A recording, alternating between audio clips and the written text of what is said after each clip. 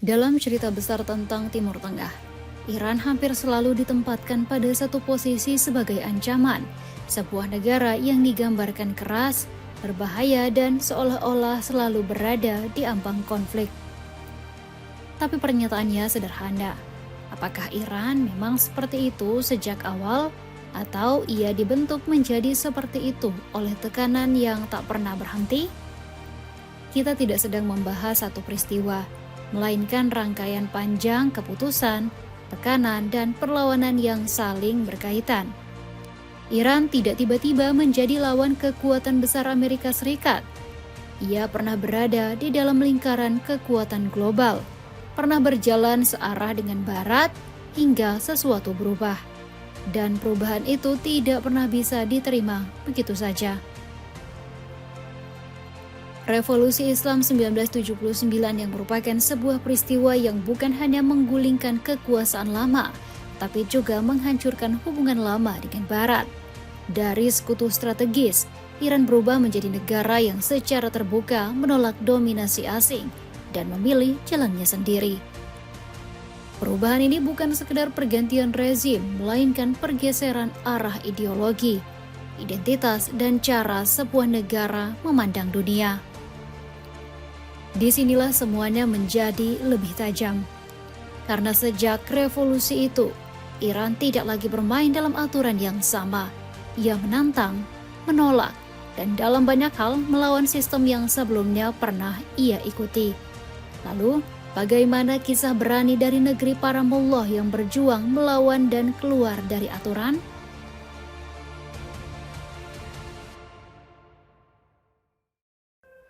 Dari Kekaisaran Persia ke Republik Islam, transformasi Iran yang mengubah dunia.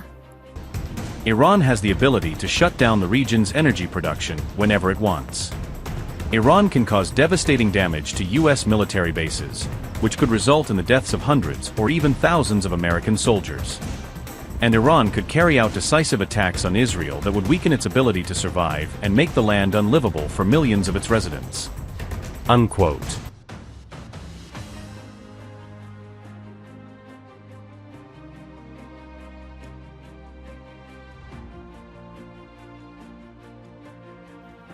Dunia hari ini mengenal Iran sebagai sebuah negara yang keras, penuh perlawanan dan kerap ditempatkan dalam posisi antagonis dalam berbagai narasi global.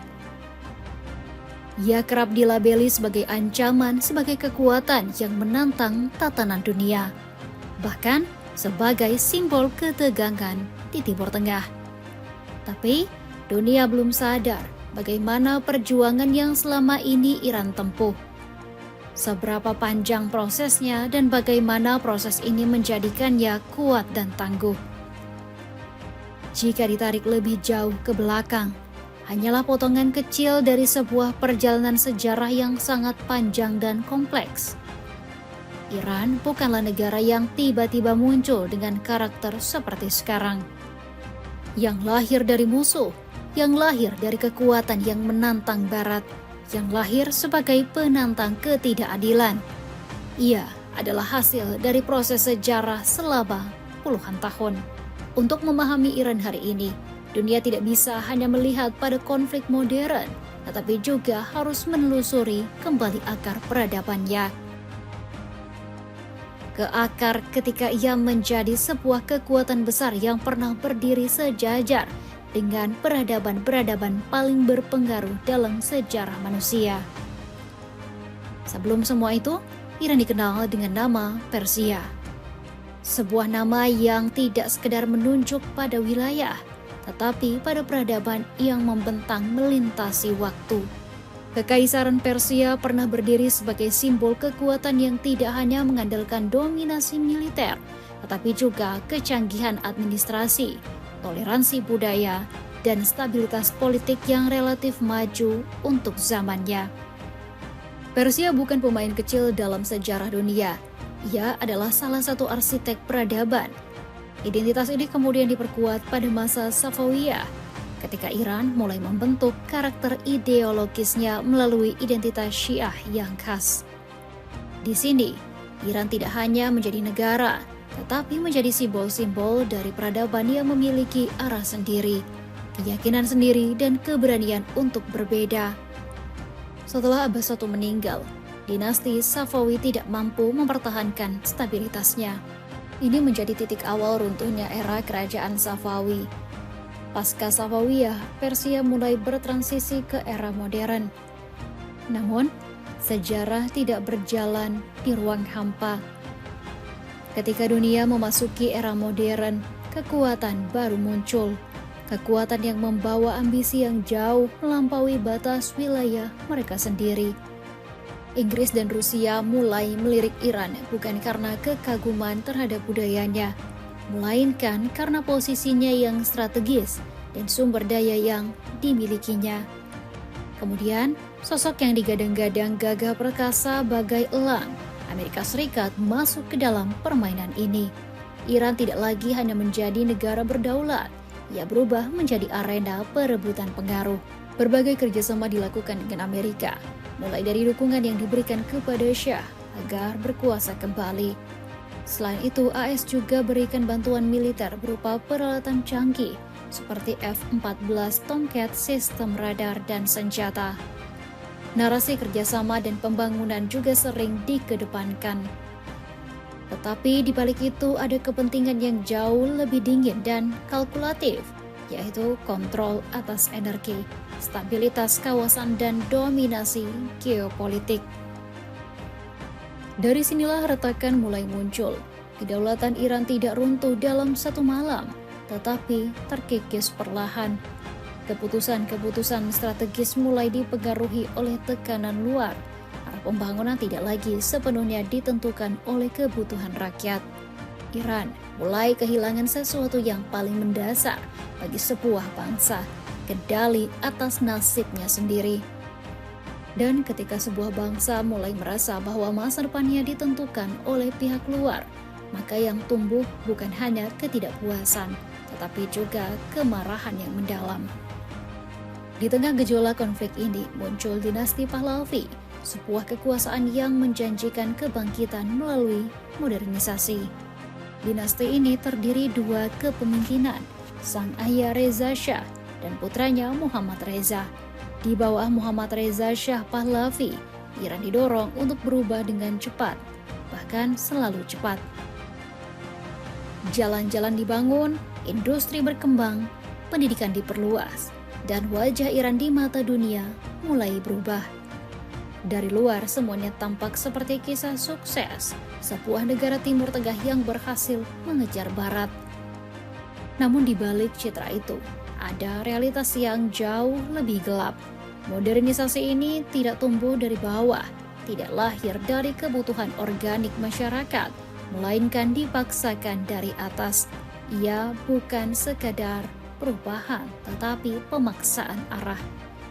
Pada masa itu tersembunyi pemerintahan tangan besi Shah dan korupsi kronis yang menguntungkan kekuatan Barat. Seorang pemimpin yang memprakarsai reformasi besar-besaran seperti pendidikan dan aturan berpakaian ala Barat. Program White Revolution menjadi simbol paling jelas dari ambisi reformasi tersebut. Reformasi yang dibentuk untuk kelas-kelas yang mendukung sistem tradisional. Reformasi ini dibungkus sebagai langkah progresif, yaitu redistribusi tanah, peningkatan pendidikan, dan perluasan hak perempuan. Namun di balik semua itu, ada satu pertanyaan yang jarang diajukan. Untuk siapa perubahan ini sebenarnya dilakukan? Karena di lapangan yang terjadi bukanlah pemerataan kesejahteraan, melainkan pelebaran jurang antara yang diuntungkan dan yang ditinggalkan. Kelompok elit semakin dekat dengan kekuasaan dan kemewahan, sementara sebagian besar rakyat justru semakin terpinggirkan. Ketika modernisasi hanya dinikmati oleh segelintir orang, ia berhenti menjadi kemajuan dan berubah menjadi ketidakadilan. Lebih dari itu, perubahan ini juga mengguncang fondasi sosial dan kultural Iran. Nilai-nilai tradisional yang telah lama menjadi bagian dari identitas masyarakat mulai tergeser. Agama yang selama berabad-abad menjadi salah satu pilar utama kehidupan, perlahan dipinggirkan. Bagi sebagian orang, ini adalah harga yang harus dibayar untuk menjadi modern. Tetapi bagi banyak lainnya, ini adalah pengkhianatan terhadap jati diri. Ketika sebuah negara mencoba menjadi sesuatu yang bukan dirinya, konflik tidak bisa dihindari. Dan di Iran, konflik itu tidak hanya terjadi di ruang publik, tetapi juga di dalam hati masyarakatnya sendiri. Sementara itu, di permukaan, Iran tampak semakin barat. Kota-kota besar dipenuhi simbol modernitas, gaya hidup berubah, dan elit menikmati kehidupan yang jauh dari realitas mayoritas rakyat. Masyarakat lebih bebas dalam mengekspresikan diri, busana dan gaya berpakaian juga beragam.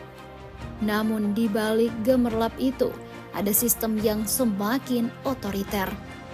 Kritik tidak ditoleransi, oposisi dibungkam, dan aparat keamanan digunakan untuk menjaga stabilitas yang rapuh. Ketakutan menjadi alat kekuasaan, dan ketika sebuah rezim harus bergantung pada ketakutan untuk bertahan, itu bukan tanda kekuatan, melainkan tanda bahwa sesuatu sedang runtuh dari dalam. Hubungan Iran dengan Amerika Serikat semakin memperkeruh situasi ini. Sebagai sekutu utama Barat di Timur Tengah pada saat itu, Iran mendapatkan dukungan yang signifikan, baik dalam bentuk ekonomi maupun militer. Namun, kedekatan ini juga menimbulkan persepsi bahwa pemerintah Iran lebih loyal kepada kepentingan asing daripada kepada rakyatnya sendiri. Narasi ini menjadi sangat kuat, terutama di kalangan kelompok oposisi yang melihat hubungan tersebut sebagai bentuk ketergantungan yang merugikan. Dalam konteks ini, isu kedaulatan menjadi sangat sensitif. Banyak yang merasa bahwa Iran telah kehilangan kendali atas dirinya sendiri, dan bahwa perubahan harus dilakukan untuk mengembalikan kedaulatan tersebut. Semua dinamika ini akhirnya berpuncak pada revolusi Iran 1979. Sebuah peristiwa yang mengubah arah sejarah Iran secara drastis. Revolusi ini bukan hanya hasil dari satu faktor, melainkan kombinasi dari berbagai elemen yang telah berkembang selama bertahun-tahun. Ketidakpuasan ekonomi, represi politik, ketimpangan sosial, serta krisis identitas semuanya berkontribusi terhadap meledaknya gerakan revolusioner. Dalam situasi ini muncul Ayatullah Ruhollah Khomeini sebagai sosok yang mampu menyatukan berbagai kelompok yang sebelumnya terfragmentasi. Ia menawarkan visi yang berbeda, sebuah alternatif terhadap sistem yang ada, yang menggabungkan unsur politik dengan nilai-nilai keagamaan. Kejatuhan Muhammad Reza Shah Pahlavi menjadi simbol dari runtuhnya dari eranya. Apa yang sebelumnya tampak sebagai kekuasaan yang kokoh ternyata tidak mampu bertahan menghadapi tekanan dari dalam negeri. Revolusi ini kemudian melahirkan sistem baru, Republik Islam. Negara ini tidak lagi hanya dipimpin berdasarkan prinsip-prinsip sekuler, tetapi juga mengintegrasikan nilai-nilai agama ke dalam struktur politiknya. Perubahan ini tidak hanya berdampak pada kebijakan domestik, tetapi juga pada posisi Iran di kancah internasional. Sejak saat itu, hubungan Iran dengan Barat, terutama Amerika Serikat, mengalami perubahan yang sangat drastis. Dari yang sebelumnya merupakan sekutu dekat, Iran kini menjadi salah satu pihak yang paling vokal dalam menantang dominasi Barat. Narasi global pun berubah. Iran yang polos sering digambarkan sebagai ancaman terhadap stabilitas internasional. Namun dari perspektif Iran, perubahan ini justru dipandang sebagai upaya untuk mengembalikan kedaulatan dan menentukan nasib sendiri tanpa campur tangan pihak luar. Transformasi Iran dari Persia menjadi Republik Islam bukanlah proses yang sederhana atau linear.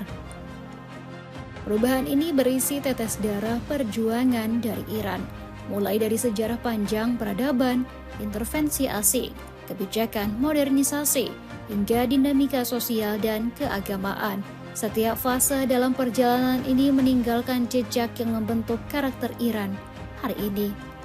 Apa yang terjadi pada tahun 1979 bukanlah awal dari segalanya, melainkan titik balik yang mempercepat perubahan yang telah lama berlangsung. Republik Islam Iran juga merupakan rumah bagi budaya kuno dan cita-citanya tentang kebebasan dan demokrasi. Pada akhirnya, Iran bukan sekedar cerita tentang satu negara, tetapi tentang bagaimana kekuasaan, identitas, dan kedaulatan saling berinteraksi dalam dunia yang tidak pernah benar-benar adil. Ia adalah pengingat bahwa di balik setiap label, setiap narasi, dan setiap konflik selalu ada sejarah yang lebih dalam. Dalam kasus Iran, label ancaman atau pembangkang seringkali menutupi fakta bahwa negara ini adalah hasil perjalanan panjang. Dari era kekaisaran Persia yang berdiri sebagai simbol kejayaan, hingga ledakan revolusi Iran 1979 yang mengubah arah sejarahnya secara drastis, hubungannya yang pernah begitu erat dengan negeri Paman Sam ini lalu berubah menjadi konfrontasi terbuka. Bukanlah sekedar perubahan secara tiba-tiba, melainkan konsekuensi dari ketegangan yang telah lama terbangun. Karena itu, memahami Iran berarti juga memahami bahwa dunia internasional tidak selalu berjalan dengan logika yang sederhana. Tidak ada cerita yang benar-benar hitam atau putih.